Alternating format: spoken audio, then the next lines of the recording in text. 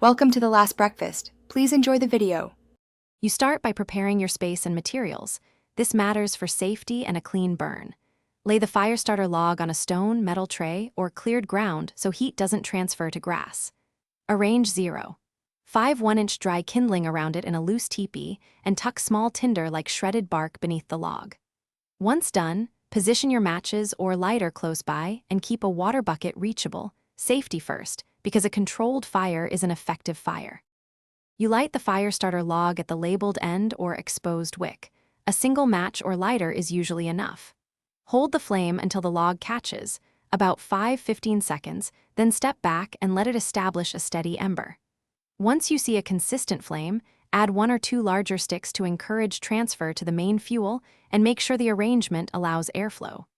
If the smoke is dense, adjust kindling spacing. Proper oxygen flow helps the log sustain heat. You finish by letting the Firestarter log burn down to glowing embers before placing larger logs on top. This prevents smothering and ensures reliable ignition. When you're done, douse embers with water, stir the ashes to expose any hot spots, and feel for heat until fully cool. If the log stalls or produces weak flames, add a small amount of dry tinder and gently increase airflow.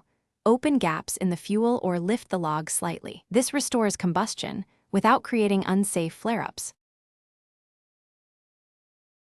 Thanks for watching. If this was helpful, leave a like and consider subscribing. See you next time.